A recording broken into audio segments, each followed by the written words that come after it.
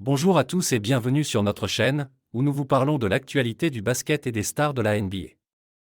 Aujourd'hui, nous allons revenir sur la polémique qui a éclaté autour de Tony Parker, le légendaire meneur français qui vient d'entrer au Hall of Fame.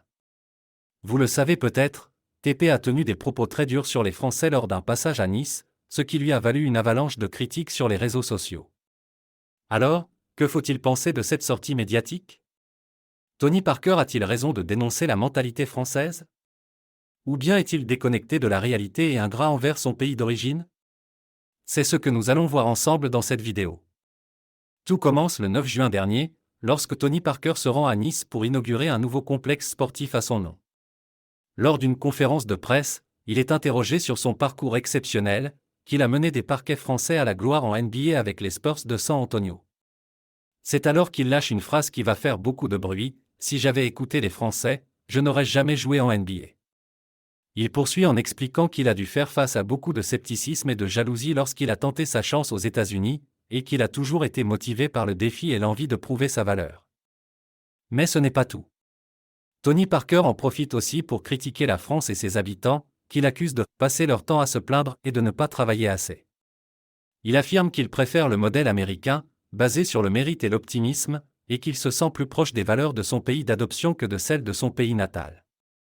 Il conclut en disant qu'il est fier d'être français, mais qu'il ne reviendrait pas vivre en France. Ces propos n'ont pas passé inaperçus et ont provoqué une véritable tempête sur les réseaux sociaux. De nombreux internautes français ont réagi avec colère et indignation, reprochant à Tony Parker son manque de respect et de reconnaissance envers la France, qui lui a permis de se former au basket et de se faire repérer par les recruteurs américains. Certains ont également souligné les contradictions du joueur, qui n'hésite pas à profiter des avantages fiscaux et médiatiques offerts par la France tout en la critiquant ouvertement. D'autres ont rappelé que Tony Parker n'était pas un exemple à suivre sur le plan humain, évoquant ses infidélités conjugales ou ses démêlés judiciaires. Face à cette avalanche de critiques, Tony Parker a-t-il réagi?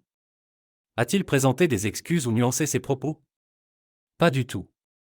Au contraire, il a persisté et signé dans une interview accordée aux Parisiens le lendemain.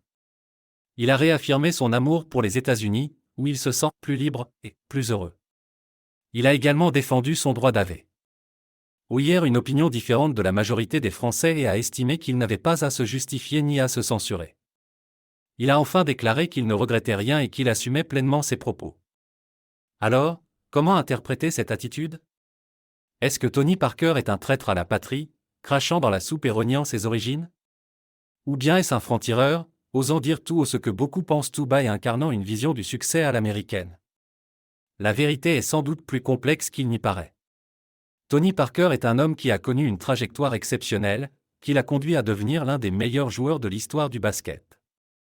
Il est également un homme qui a vécu plus de la moitié de sa vie aux États-Unis, où il a construit sa carrière, sa famille et sa fortune. Il est donc logique qu'il se sente plus proche de la culture et des valeurs américaines que françaises, et qu'il exprime sa gratitude envers le pays qui lui a offert tant d'opportunités. Mais cela ne l'empêche pas de rester attaché à la France, dont il porte fièrement les couleurs lors des compétitions internationales, et dont il soutient le développement du basket à travers son rôle de président de l'ASVEL.